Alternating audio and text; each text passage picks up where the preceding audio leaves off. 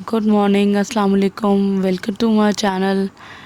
उम्मीद है आप सब लोग ठीक ठाक होंगे।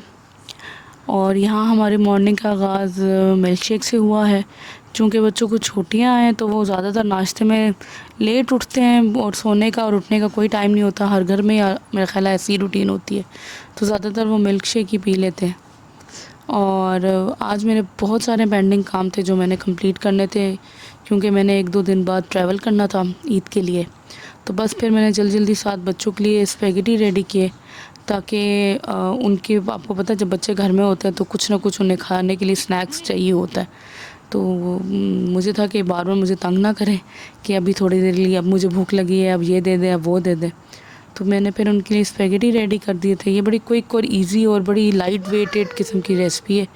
और मेरे पास फ्रिज में बस ये बंद गोभी और आलू पड़े हुए थे, कोई चिकन कुछ भी नहीं था। तो ये आलू को मैंने चिप्स की तरह काट कर लहसुन में हल्का सा फ्राई करके गला लिया था, और इसमें सोया सॉस, काली मिर्च और नमक वगैरह डालकर अच्छे तरीके से फ्राई करके इसके साथ ही मैंने बंद गोभी भी डाल दी थी।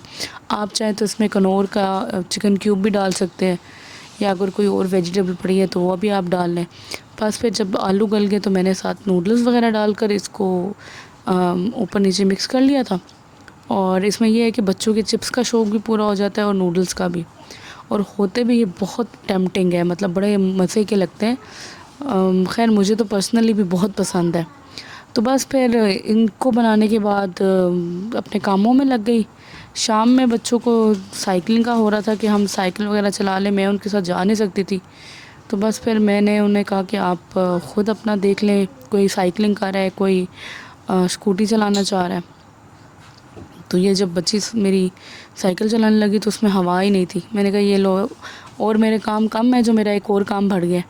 तो बस फिर अगर मैं ना करती तो वो ज़ाहिर बात है फिर पीछे पीछे फिरना था उसने। तो मैंने कहा पहले मैं उसके ये मसला हल कर दूँ। तो पहले मुझे ये यूज़ करना बड़ा मुश्किल लगता था कि मैं क्या करूँ, हवा कहाँ से भरवा के लाऊँ। और ये कार जैकेट हालांकि मैं उस पर पहले भी थी, पर फिर भी मुझे यूज़ नहीं करनी आती थी। पर थैंक्स टू माय हस्बैंड जिसने मुझे ये ज़रा थोड़ा सिखा दिया जल्दी ही, और मैंने सीख भी लिया। तो इसका ये है कि आपने एक जो वायर है इसकी लाइटर जहाँ पे आप गाड़ी का लगाते हैं, जहाँ पे लाइटर सॉकेट होता है वहाँ पे आपने प्लग करना होता है, और एक ट्यूब के साथ आपने एक वायर लगानी होती है जो ट्यूब वाली होती है हवा के लिए। और बस आप बटन प्रेस कर दें और जितना आपकी रिक्वायर्ड है वो टायर में वो आप फिल कर लें। बड़ा इजी है, इसको आप यूज़ करना बड़ा इतना मुश्किल काम नहीं है। कोई गाड़ी वगैरह भी आपने स्टार्ट नहीं करनी होती, बस आपने सॉकेट में प्लग करना होता है।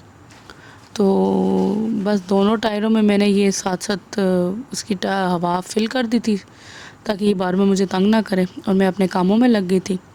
और यहाँ बस रात का भी मैंने कुछ ऐसा नहीं बनाया था, और यहाँ हम आ गए थे यम्स पे खाना खाने। एंड आई लव यम्स का खाना। और खाने के बाद मीठा ना हो तो ये तो ज़रा इम्पॉसिबल सी बात है, और खाना हो ना हो मीठा ज़रूर हो लास्ट में। ये अब बस सबने अपना, हम मीठा सेलेक्ट कर रहे थे, किसने मफ़िन लिया, किसी ने पेस्ट्री।